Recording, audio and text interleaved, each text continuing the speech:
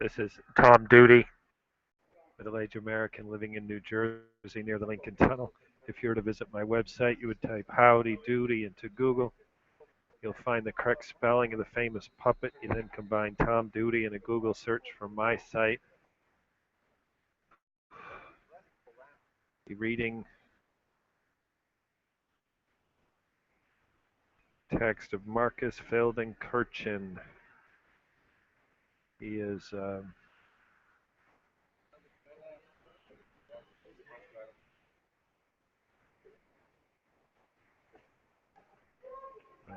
June the 26th. This text from Markus posted in Der Spiegel. It's June the 26th. So this past summer, June the 26th of 2015.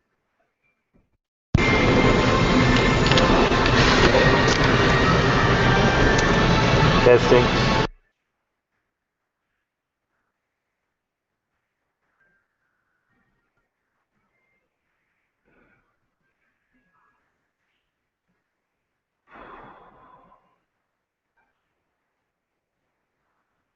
I'll read the words of Markus. It posted in Der Spiegel.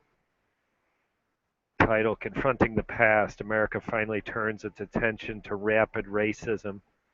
The United States excels in dealing with injustices of other countries. They often help other countries to cope with shameful past. Germany will always be grateful to the U.S. for sending American troops across the Atlantic to defeat the Nazis and for insisting that Germans be held accountable for the crimes they committed. The Nuremberg trials gave Germans the opportunity to own up to what they had done. They could no longer deny it. The U.S. has been less successful, however, in conducting the same process when addressing the dark parts of its own past. This includes its treatment of Native Americans who were brutally repressed or even killed in order to clear way for Western expansion. They were betrayed, neglected, and disrespected. Today they're living on reservations in some of the saddest living conditions the civilized world has to offer. Americans seem even more forgetful when it comes to the history of blacks who were once snatched from their homes, forced into ship galleys, kept like animals for centuries. Even after the end of the Civil War and the final abolition of slavery, it took another 100 years before discriminatory laws were finally officially lifted. To this day, the U.S. has never issued a formal apology or made attempts at redress, let alone compensation. Instead, many patterns of institutionalized racism still exist.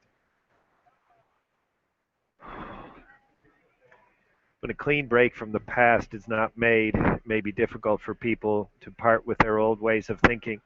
Indeed, not only do Americans continue to hold twisted notions of superiority of whites, but these beliefs often go unchallenged. Imagine 150 years has passed since America's Civil War ended. Only now has a national debate begun over whether the symbol of the South is appropriate. Nine black people had to die in Charleston, executed by a white Nazi, adorned with a Confederate flag and other symbols of alleged white supremacy. It seems that there was never a thought given to the fact that the South went to war with the North partly to defend its right to continue to hold blacks like animals, to put them in chains, to beat them when they were down. How is it that for many politicians, the American citizens, the flag has now only become a little embarrassing? Why are people only now asking whether it's a good idea to name streets and public spaces after the greatest generals in the fight for slavery? They may have been brave soldiers, but if they were fighting for a despicable cause, they should not have monuments built in their honor unless, of course, we believe that what they stand for is really not so reprehensible.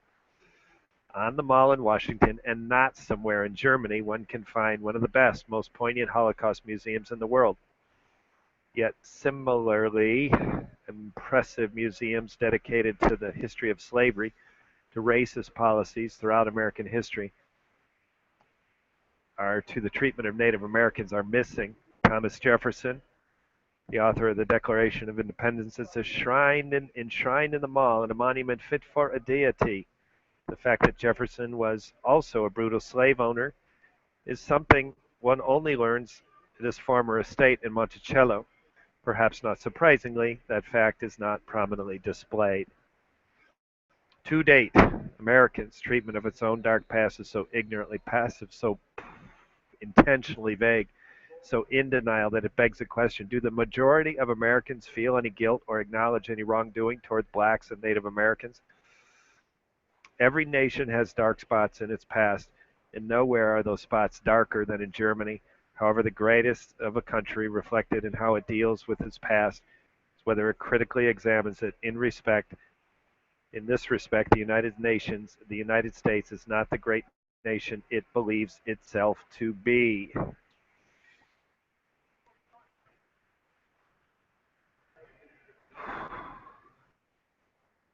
And words of Markus Feldenkirchen.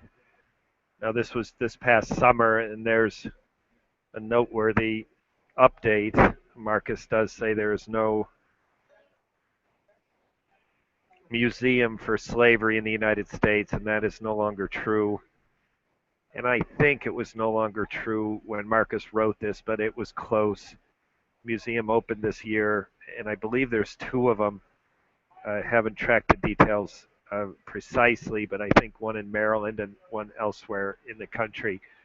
A very shallow research prior to reading this today. I'll look more into it later.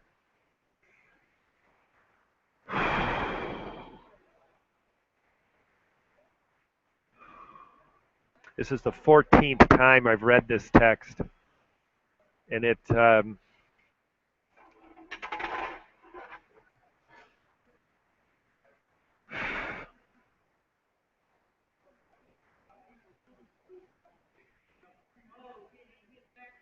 I would retire this practice of repetitively reading Marcus's text in public if it began to feel stale, pointless.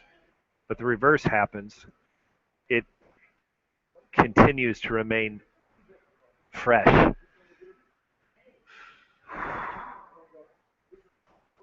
Two very recent inspirations to read this today, both on Christmas Day.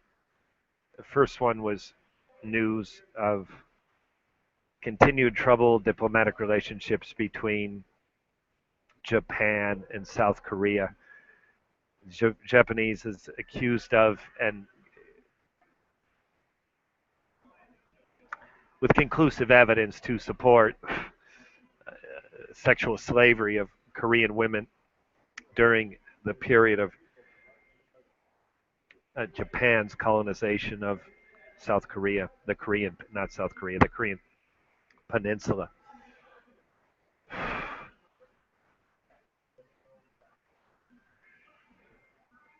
So this idea that from a Korean perspective, and it is mostly South Korea,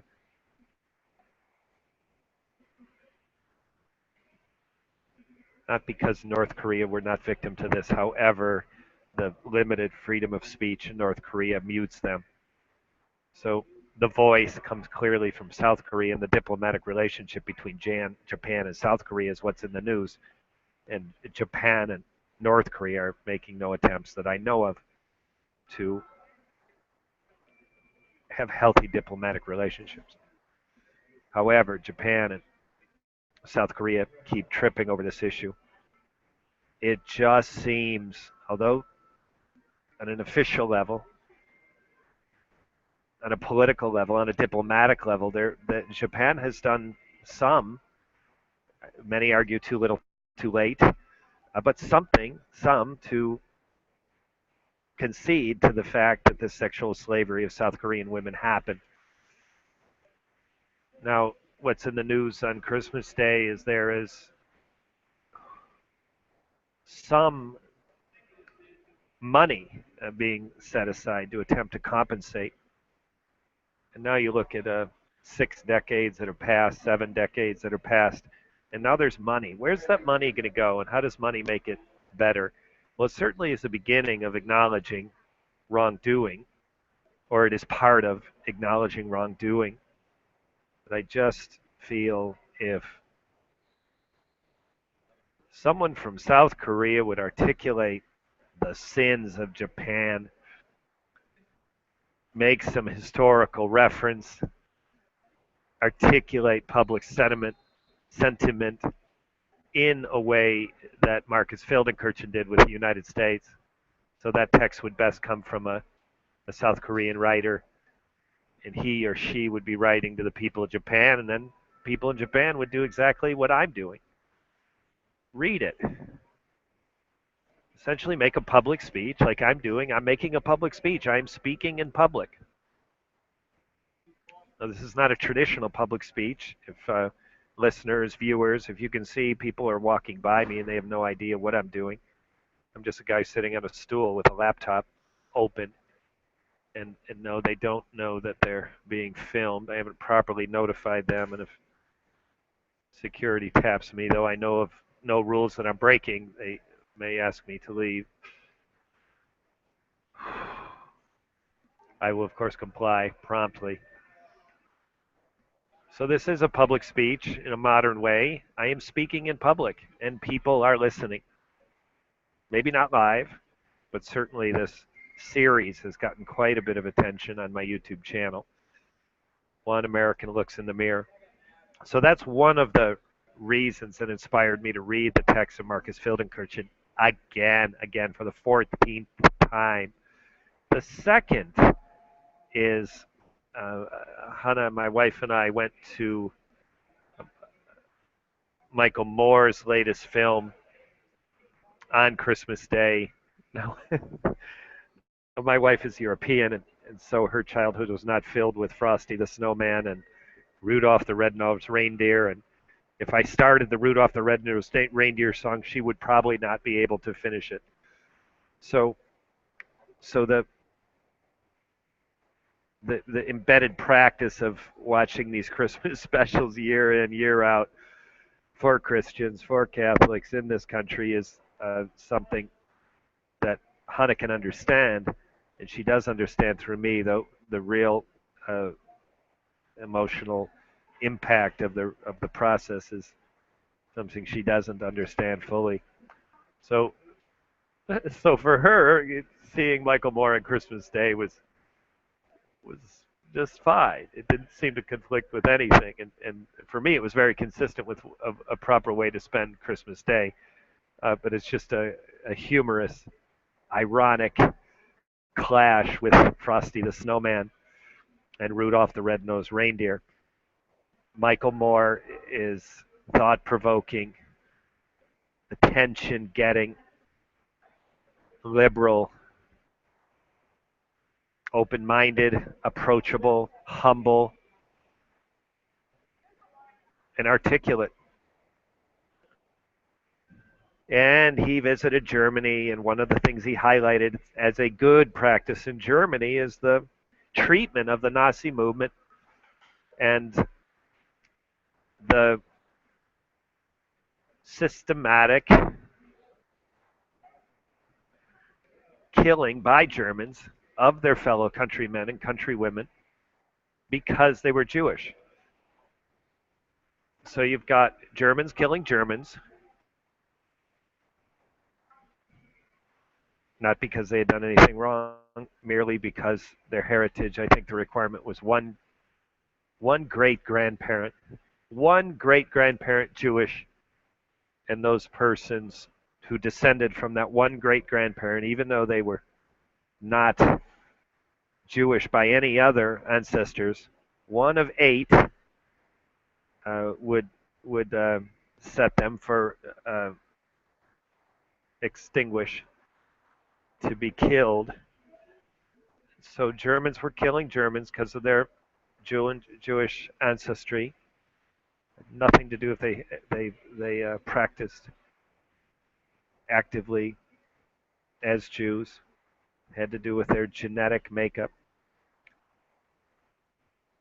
So this story is told of the Nazi movement, of that movement's ability to turn citizens on fellow citizens and kill them. And that story is told in the textbooks to young children.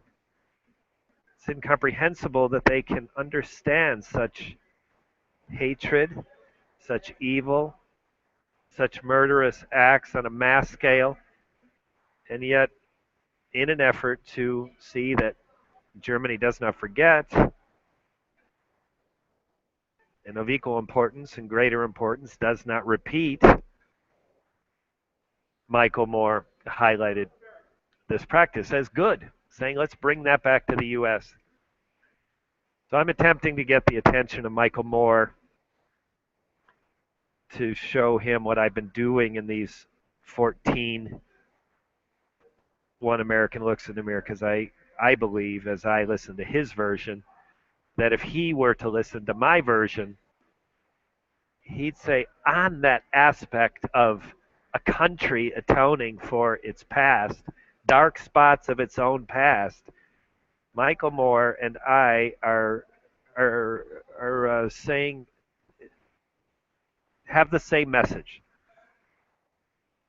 So it's not a new thought. It's not a unique thought. What Markus Feldenkirchen has written and what Michael Moore has put on the screen, this idea, the importance of a nation to atone for dark spots of its own past, is repeated again and again. And as in review, the Korea, even though Japan has done some things to atone for the comfort women, the sexual slavery of its military aggressive period in the first half of the 20th century, even though Japan has done some things, South Korea continues to say, it's not enough. But if some Japanese started doing what I'm doing, making a public speech, a personal public speech on YouTube, and people of South Korea could see this spread through Japan, and they would see as many people do it as people colored their profile picture with the France flag after Paris was shot up by Islamic terrorists, or terrorists under the name of Islam.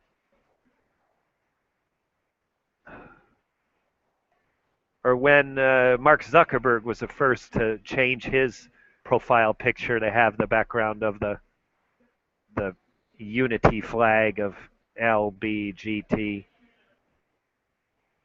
This went through the internet like a wave. Well, if the same thing happened in Japan, and many Japanese said, I can read history books, I understand this, let's get past it. What does South Korea need that they don't have? Well, maybe they want the people of Japan to acknowledge what happened. Well, there will be people in denial. I personally know Japanese who are in denial, who are educated people who should know better, and they are in denial of a dark spot in their past, like Markus Feldenkirchen accuses Americans of being in denial. That doesn't mean every single American is in denial. It does not mean every single Japanese is in denial. What I'm doing here would be a step forward if I were accompanied, if other people did the same thing and said, okay, let's try it. I'll try it. I'll acknowledge a dark spot in my country's past.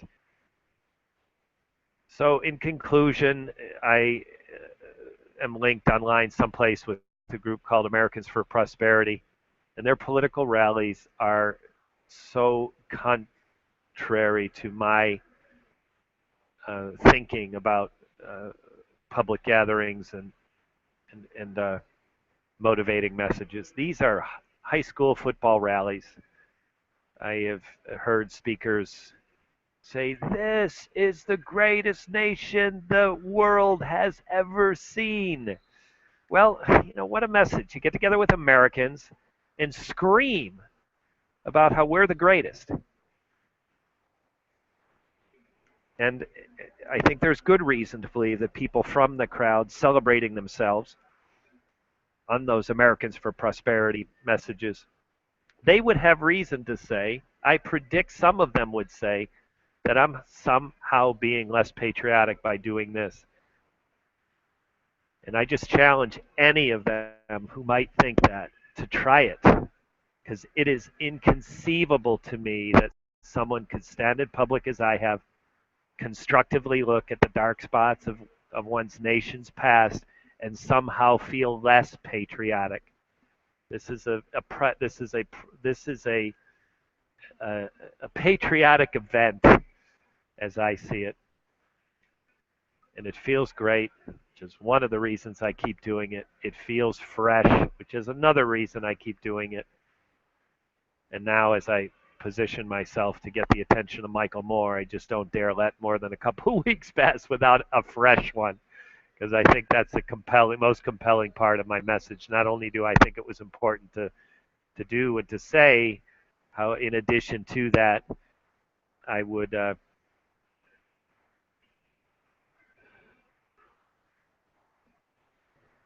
do it repetitively over more than 6 months now, from June of one year through now into the next calendar year. Well, very soon the next calendar year. It's not New Year's yet, but it's very close. I'm going to turn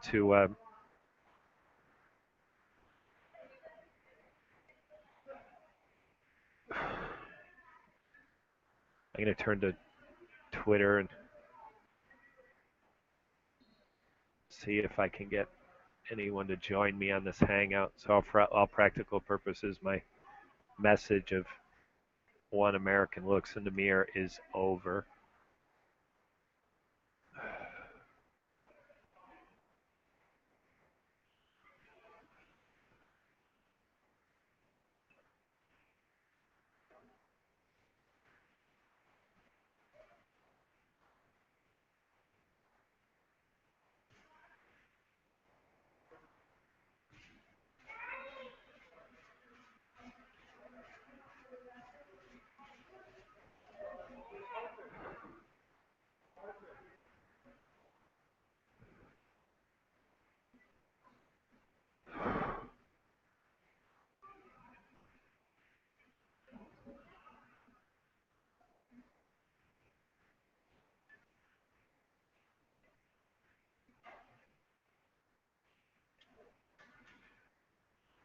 So I'm on Michael Moore's page 24 hours ago.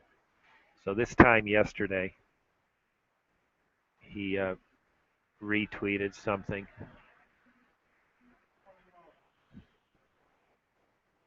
So I am going to reply to that tweet. I'm going to delete the mention of Michael Moore. This will still show up as a comment. And I'm going to type live stream one American looks in the mirror. Whoops, I put a space. And I'll put my Google link. And maybe I have to take a picture of where I am, so I'll do that now.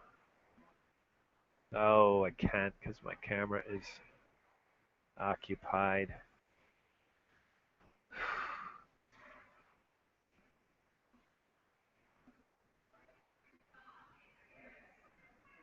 And I do the live stream, it takes my camera and it, like Google OS, Chrome OS doesn't allow that camera to be shared.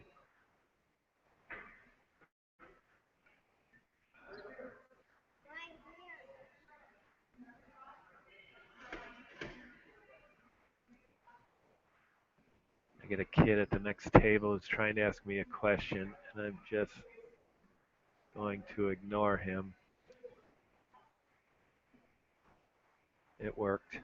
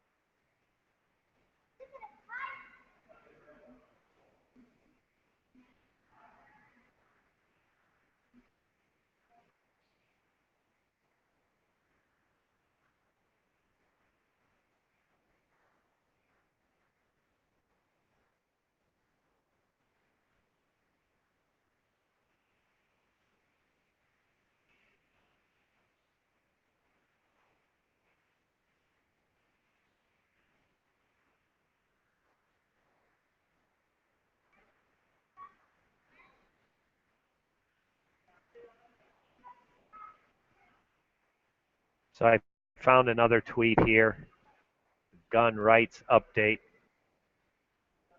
retweeting Kurt Russell. Of course I have guns and I shoot them. Live stream one American looks in the mirror. Now there's really not much thought into choosing this tweet. I just searched for guns, and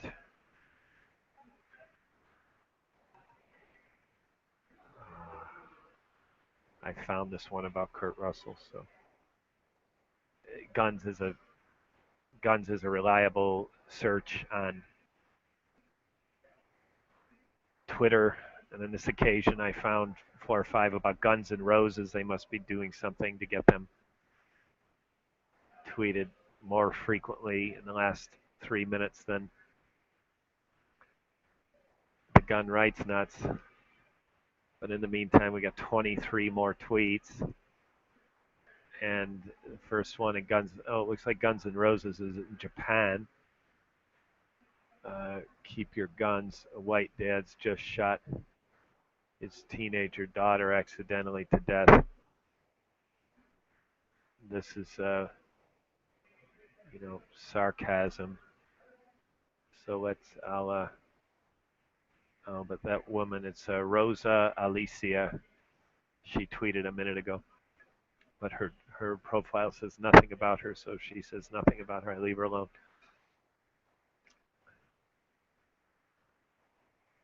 And that tweet hit on guns, but I don't know why. Here's someone, BJM, and BJM tweeted 2 minutes ago. I don't know if it's a man or a woman, so I'll leave that one alone. So here we go. Barcelona and River. That one is not part of the gun debate. Here's someone called Brave. I crave the love so deep it would surprise me if this is guns. No, it's Guns N' Roses. So I'm going to give up here very soon. That one's in Spanish, and it's about heavy metal. They assume Guns N' Roses. So now we have Allison Holiday. 3 minutes ago, Allison says nothing about herself.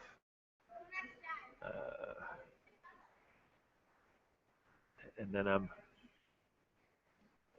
you know nothing, okay? So this person, you know nothing, man. And his tweet is 21 guns. You know nothing, man. His profile, his Twitter text, headline text says, Blast one do V. It doesn't say gender, but the picture is of a man. I'm considering him a man, or at least presenting himself as a man. But then a lot of girls have their boyfriends in their picture, so I, of course, could be wrong. You know nothing, man. 21 guns. And that's my final tweet.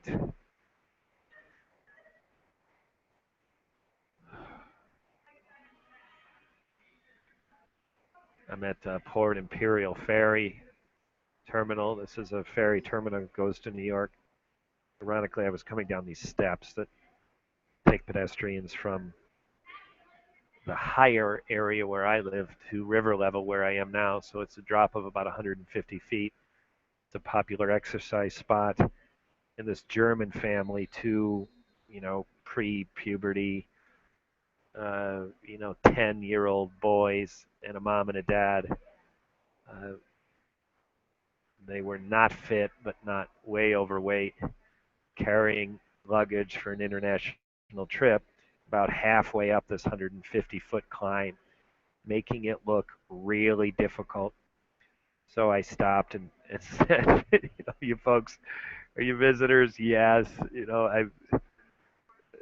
I somehow pressed myself into this conversation, and they had very good reason to stop. They were out of breath. Well, it turns out that they were in a hotel. They must have arrived from international travel last night and stayed at a Hampton Inn in New York, and now they're transferring to a, probably a resident who rents their house, his or her house, in Weehawken or Union City, where I live.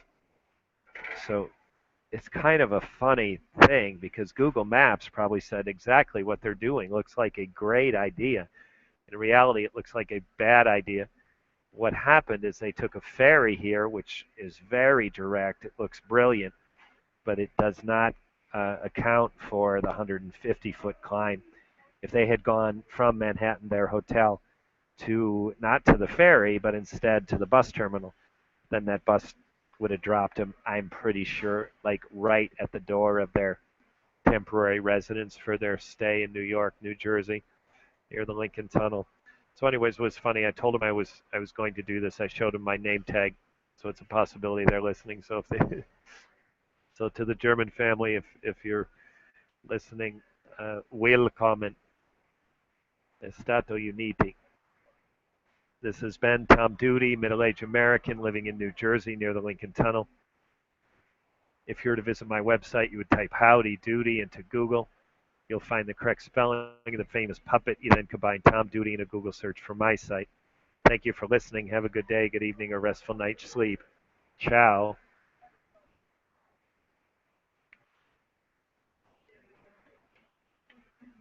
Testing.